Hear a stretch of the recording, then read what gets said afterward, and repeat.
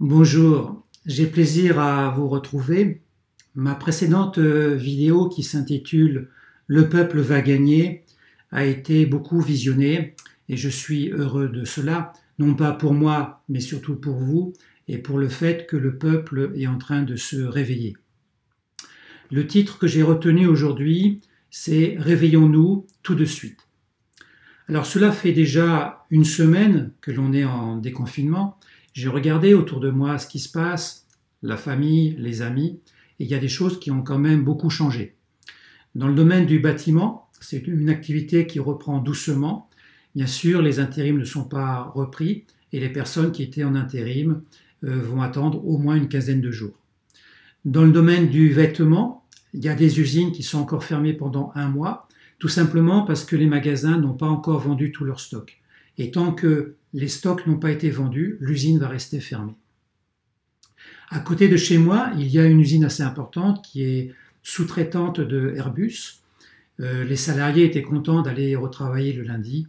Et dès le premier jour, on leur dit, écoutez, il va y avoir un plan de licenciement, on va devoir le faire assez rapidement. Donc vous voyez que les choses changent beaucoup. Et on a eu les derniers chiffres qui ont été annoncés au niveau des compagnies aériennes. British Airways va faire des licenciements, 12 000 licenciements sur 42 000 salariés, ce qui est vraiment beaucoup. Et puis, dernièrement, hier, Air Canada, qui va licencier 20 000 personnes sur un total de 38 000, ce qui est énorme, ça représente quasiment la moitié des salariés. Et vous voyez qu'aujourd'hui, on rentre dans ces plans de licenciement. Alors, il y a aussi des actions juridiques qui sont mises en place. En France, il y a à ce jour 63 plaintes vis-à-vis des ministres par rapport à la gestion de la crise sanitaire. En Belgique, il y a une association qui est très active, un collectif assez connu qui s'appelle Initiative citoyenne, qui regroupe des avocats, des médecins, et il y a une liste de questions très précises et documentées qui a été envoyée au Premier ministre donc en Belgique. Alors bien sûr, on va parler de Discovery, ce qui est assez incroyable. Vous savez, ce sont les essais cliniques qu'on a voulu mettre en place pour tester 4 médicaments. Donc ça a été annoncé en grande pompe le 22 mars. Ensuite, le 4 mai, notre président Macron s'est félicité parce qu'on allait arriver à une étape importante sur ces tests-là. Et qu'est-ce qui se passe? C'est qu'aujourd'hui, officiellement, on n'aura pas de résultats de tests. Et pourquoi? Parce que nous n'avons pas assez de malades. C'est absolument incroyable, c'est l'ironie du sort. Aujourd'hui, il y a 750 patients, surtout en France, peu en Europe, et on devait en avoir 3200 pour que les tests soient valides. Donc, on attendait beaucoup de cette initiative, et en fait, on n'aura rien du tout. Et bien sûr, là-dedans, il y avait le test de l'hydroxychloroquine qu'on attendait, et donc nous n'aurons pas de résultats. Alors voilà, à vous de répondre à cette question, échec ou manipulation. Alors, je fais référence à Jean-Jacques Crèvecoeur que vous devez connaître. Il a lancé l'initiative de lui envoyer des vidéos courtes sur ce que vous ne voulez plus.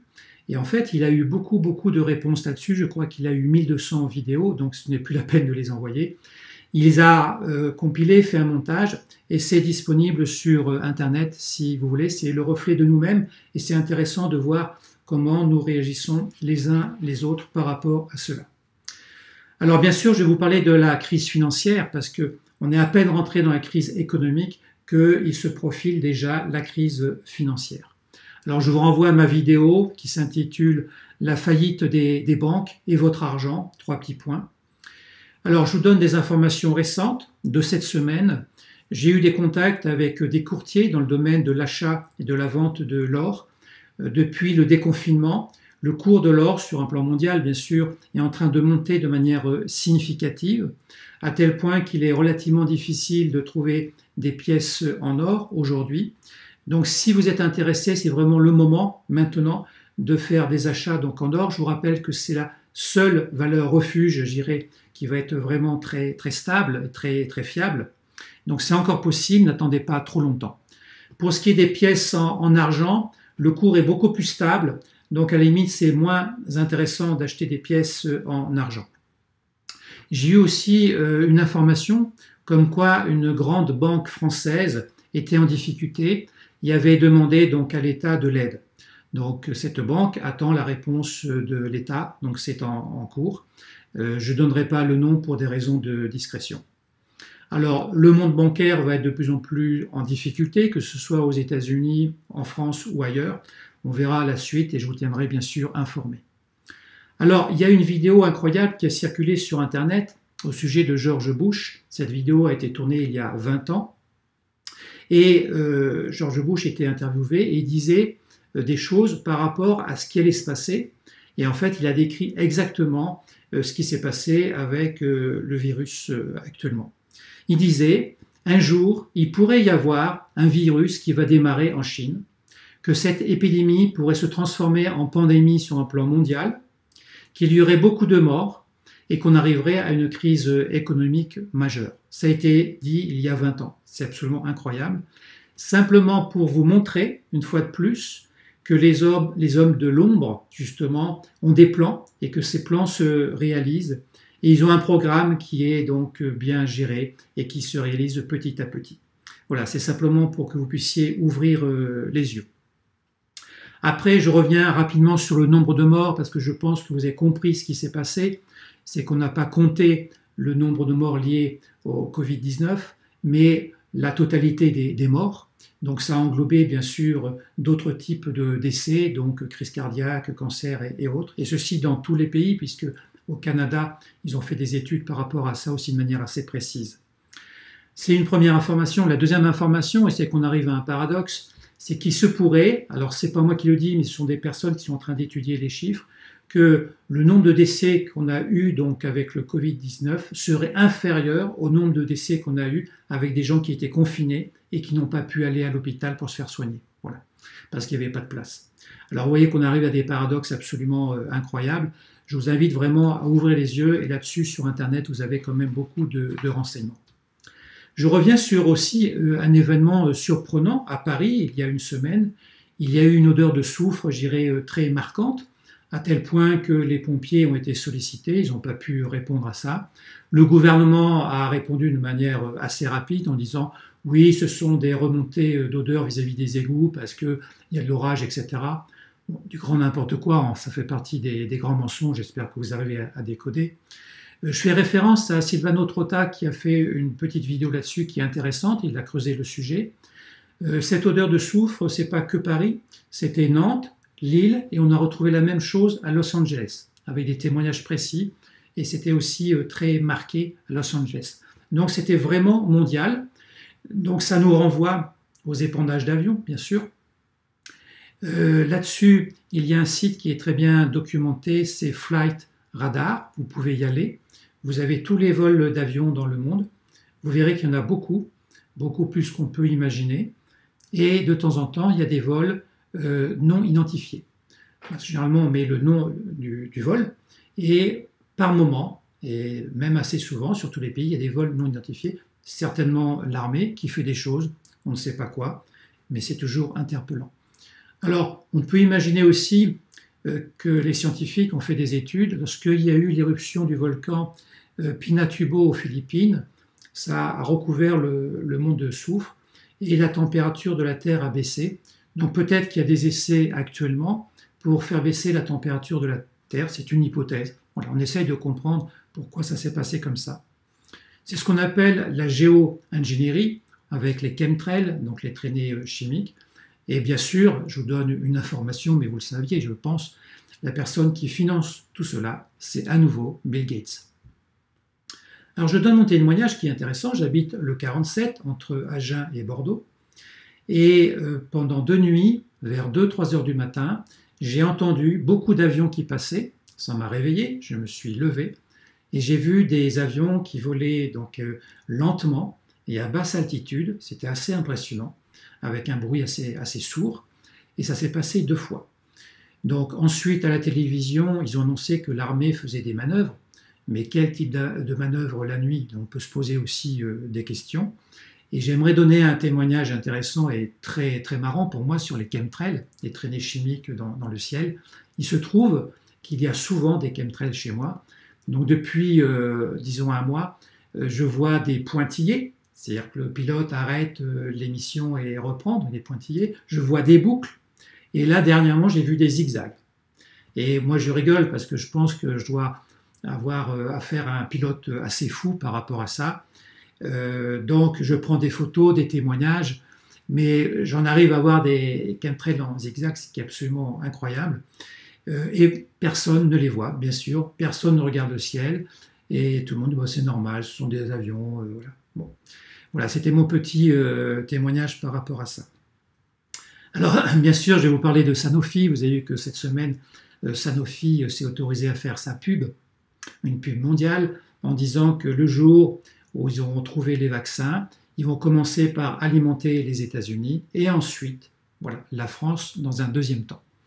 Notre président Macron a été lui-même un petit peu pris de court, il a réagi, et le soir, Sanofi a modifié un petit peu son annonce en disant « mais oui, je ne vais pas oublier la France, bien sûr, il y aura un petit décalage, mais pas tant que ça ». Alors c'est très intéressant, ça nous prouve simplement que les multinationales sont au-dessus de nos États. Voilà. Et que, bien sûr, ce qui les motive, c'est le roi argent, qui est toujours là. Et c'est pour ça que j'ai fait un petit zoom sur les chiffres de Sanofi.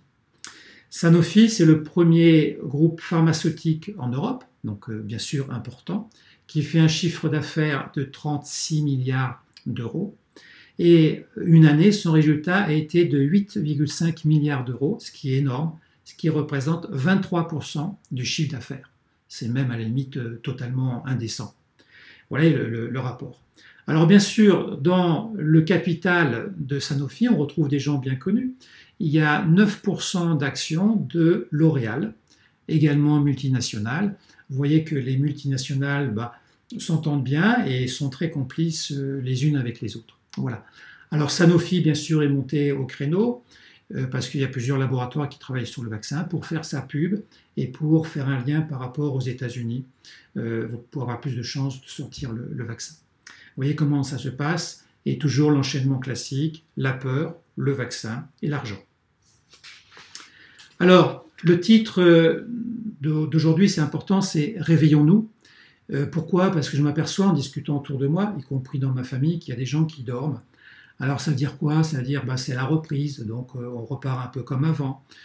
J'attends vivement que le vaccin soit là pour être soulagé. Le plus dur, finalement, c'était le confinement. Maintenant, ça va un peu mieux. Je peux marcher sur les plages, me promener. Voilà. Et je pense que tous ces gens-là dorment et n'ont pas accès à la réalité du moment. Alors, j'aimerais insister sur une phrase, c'est que votre peur est plus grave que le virus. Je répète, votre peur est plus grave que le virus. Parce que le virus, il est en train de partir. La preuve, c'est qu'on n'a pas assez de malades pour faire les tests.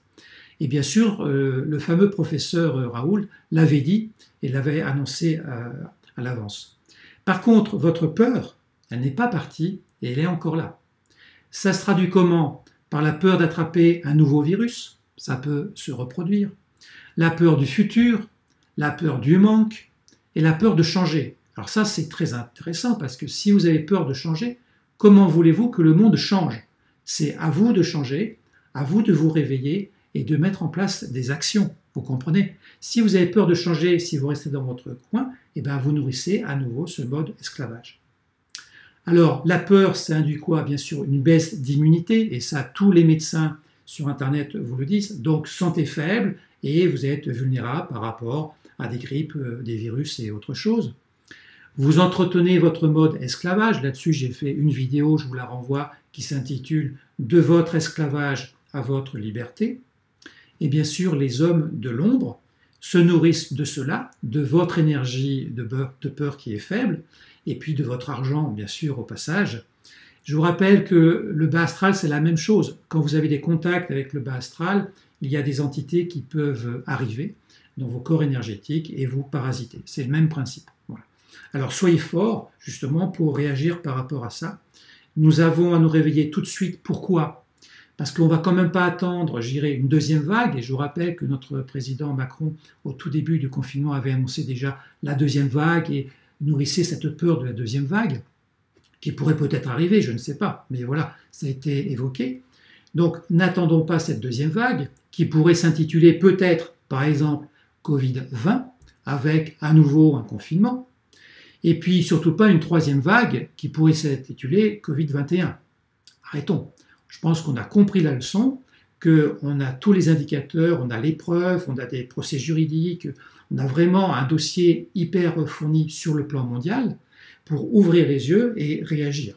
Voilà. Alors n'attendons pas de nouvelles épreuves, je vous en prie.